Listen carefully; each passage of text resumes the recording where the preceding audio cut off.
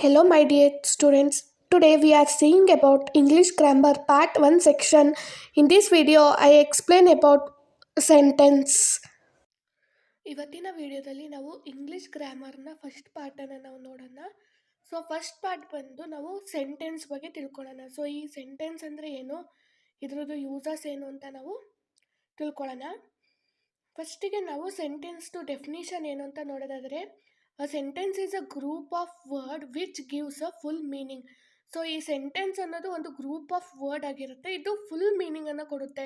ಯಾವುದೇ ರೀತಿ of meaning ಅಂದರೆ ಈಗ ಫುಲ್ ಮೀನಿಂಗ್ ಅಂದರೆ ಈಗ ಎಕ್ಸಾಂಪಲ್ ನಾವು ನೋಡೋದಾದರೆ, Ramu is a clever boy. So Ramu ಅನ್ನೋ ಹುಡುಗ ತುಂಬ ಬುದ್ಧಿವಂತ ಹುಡುಗ ಆಗಿರ್ತಾನೆ ಅಂತ ನಾವು ಹೇಳ್ಬೋದು.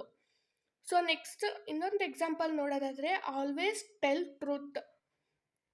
ಸೊ ನಾವು ಯಾವಾಗಲೂ ಸತ್ಯನೇ ಹೇಳಬೇಕು. ಸೊ ಅಲ್ಲಿ ಫುಲ್ ಸ್ಟಾಪ್ ಇರುತ್ತಲ್ವಾ, ಒಂದು ಸೆಂಟೆನ್ಸ್ ಫುಲ್ ಕಂಪ್ಲೀಟ್ ಆಗಿರುತ್ತೆ. ಸೊ ಇದಕ್ಕೆ ನಾವು ಎಕ್ಸಾಂಪಲ್ನ ನಾವು ಹೇಳ್ಬೋದು. ಸೊ ನೆಕ್ಸ್ಟ್ ಒನ್ ಬಂದು, sentence are mainly classified in 6 kinds. So ಈ ಸೆಂಟೆನ್ಸನ್ನು ನಾವು ಮೇನ್ ಆಗಿ 6 ಕೈಂಡ್ಸ್ ಆಗಿ ನಾವು ಕ್ಲಾಸಿಫೈ ಮಾಡ್ತೀವಿ. ಫಸ್ಟ್ ಒನ್ ಬಂದು assertive sentence. So assertive sentence are those which positive statement are made. So ಈ ಸ್ಟೇಟ್ಮೆಂಟಲ್ಲಿ ಪಾಸಿಟಿವ್ ಅಂದರೆ ಯಾವುದೇ ರೀತಿ ನೆಗೆಟಿವ್ ಇರೋದಿಲ್ಲ, ಪಾಸಿಟಿವ್ ಸ್ಟೇಟ್ಮೆಂಟ್ಸನ್ನು ಇದು ಪ್ರೊವೈಡ್ ಮಾಡುತ್ತೆ. ಸೊ ಇದಕ್ಕೆ ಎಕ್ಸಾಂಪಲ್ ಹೇಳೋದಾದರೆ, Shrirama is an ideal king.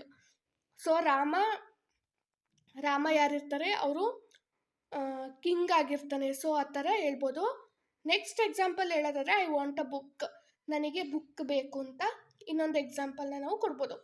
So second ಕೈಂಡ್ಸ್ನ ನಾವು ನೋಡೋದಾದರೆ ನೆಗೆಟಿವ್ ಸೆಂಟೆನ್ಸ್.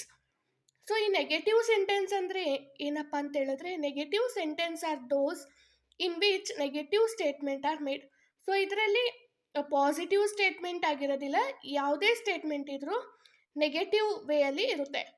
ಸೊ ಇದಕ್ಕೆ ಎಕ್ಸಾಂಪಲ್ ಹೇಳೋದಾದರೆ, Sita is not reading well. So Sita ಅನ್ನೋ ಹುಡುಗಿ ಚೆನ್ನಾಗಿ ಓದ್ತಾ ಇರಲ್ಲ.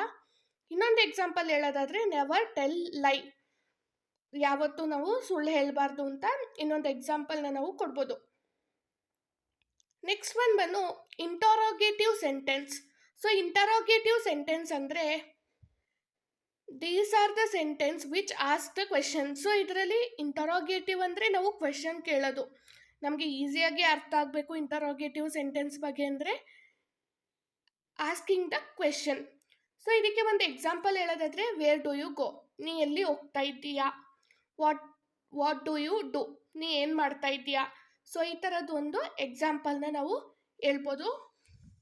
ನೆಕ್ಸ್ಟ್ ಒನ್ ಬಂದು imperative sentence. Imperative sentence are those which contain some command or order.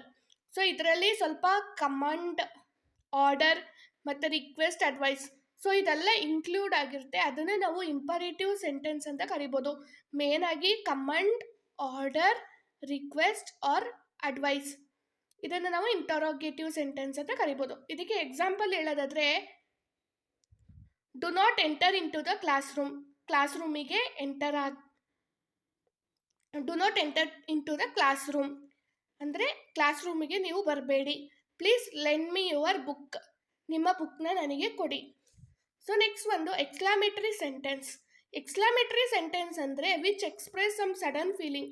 So sudden feeling, ನಮ್ಮ ಮೈಂಡಿಗೆ ಯಾವ ಥರ ಸಡನ್ ಫೀಲಿಂಗ್ ಬರುತ್ತೆ ಅದನ್ನು ನಾವು ಎಕ್ಸ್ಕ್ಲಾಮೇಟರಿ ಸೆಂಟೆನ್ಸ್ ಅಂತ ಕರಿತೀವಿ. ಸೊ ಇದಕ್ಕೆ ಎಕ್ಸಾಂಪಲ್ ಹೇಳೋದಾದರೆ, what a beautiful picture it is ಅಂತ ಹೇಳ್ಬೋದು.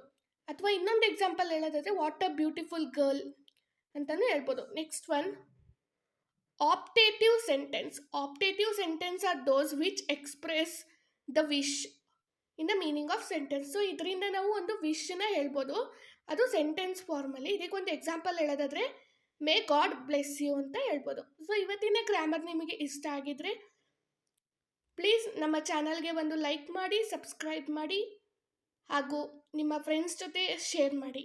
Thank you so much. Next ಯಾವ ವಿಡಿಯೋ ಬೇಕು ಅಂತ ಕಮೆಂಟ್ ಮಾಡಿ. Thank you for watching.